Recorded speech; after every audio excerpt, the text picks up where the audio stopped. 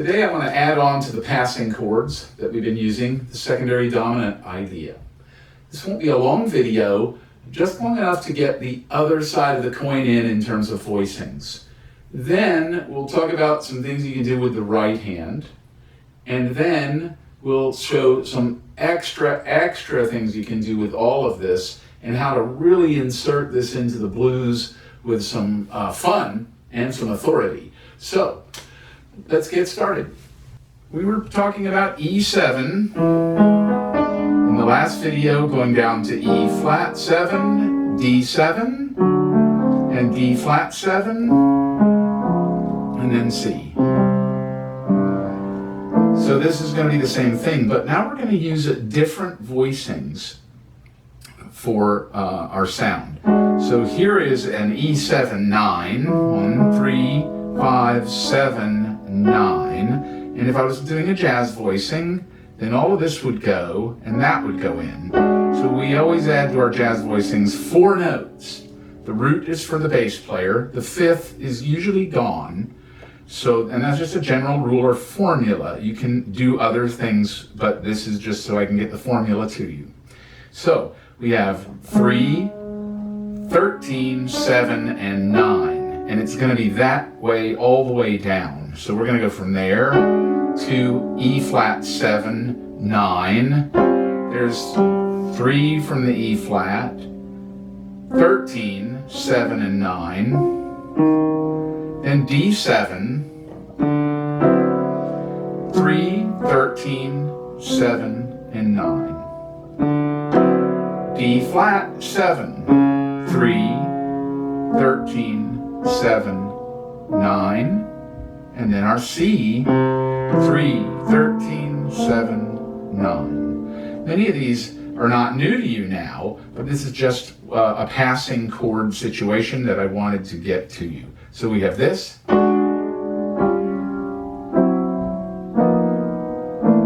and by the way, that's exactly what I was playing in my left hand when the video opened. Blues scale in the right hand. And you know what? I'm just going to put the overhead camera on. I'm going to chop that little thing out and put it right here. You can see what I did.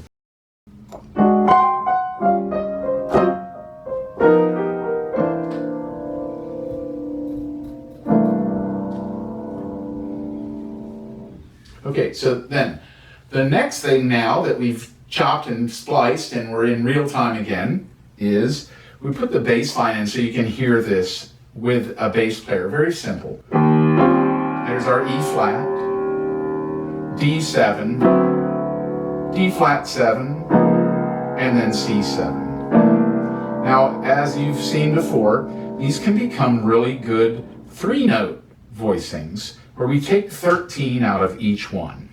And so we would do this way.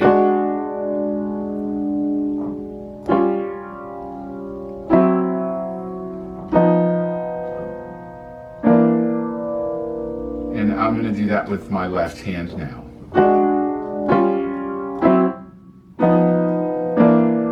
And for a jazz feel, as I've said in other videos, you get there a little early on the ending and it propels and it kind of makes it swing. So we kind of get a little early. That right there was more like a 4 and, and then it ties over to 1. But it's felt and heard like 1.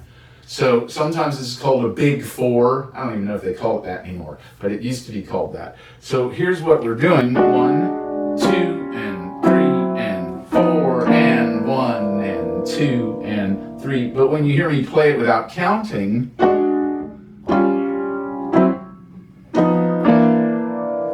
it sounds like just motion. Wow, that's really cool. It's really strong. It gets you there. And that's a nice way to do things, is to have that forward momentum. Forward on, and anticipated is what it's called. These are anticipating the downbeat. So, all right, those are going with chromatic. Now, if we take these again, the tritone of E is B flat.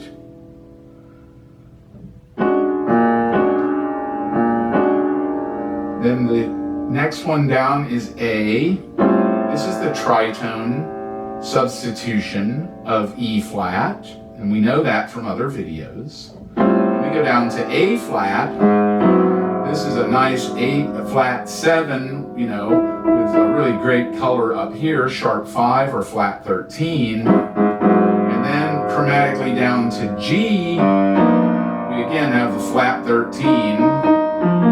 And if you have any questions about this, you can look in the description, because I've written these numbers out so you can always have them and have them for your theory approach. And then we go to C. So this is going to go again chromatically. And I notice I'm not changing the voicing. I'll do the 3 notes.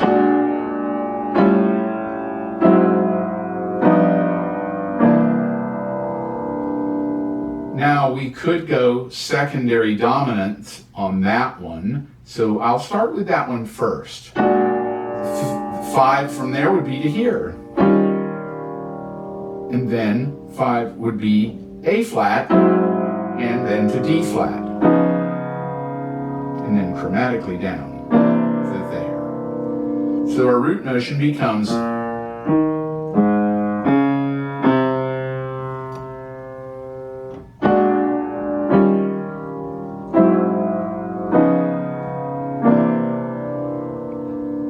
okay, now, the other way would, of course, be playing it as E.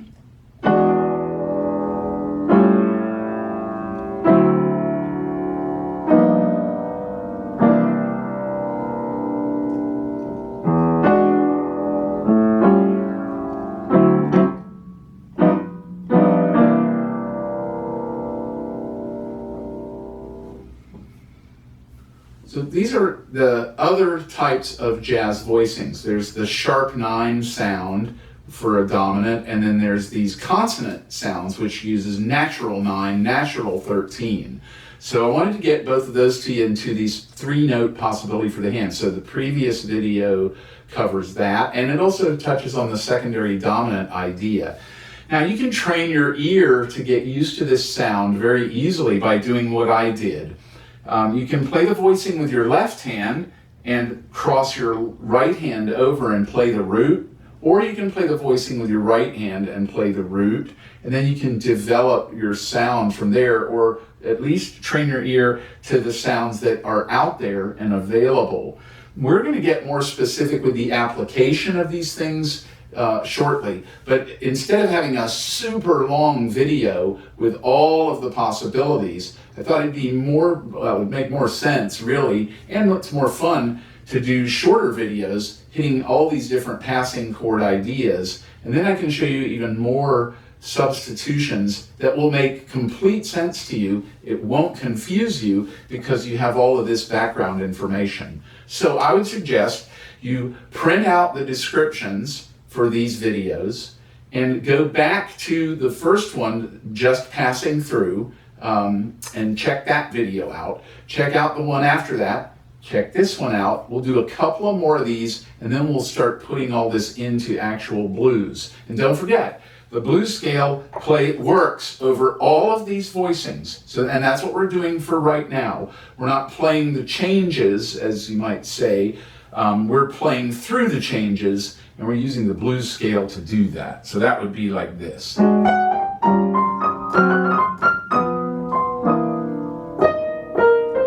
on that last one, I played flat 3, E flat, so it actually made that a sharp 9 to my C7 with the 9 in my left hand. And you get some great tension by doing that. So that's all okay. I'm going to do that again, a little different line for you.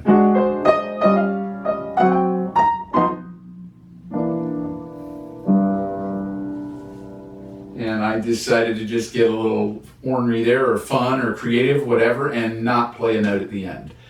The sky is the limit, that's what I always say, and that's actually no limitations at all. See you next time.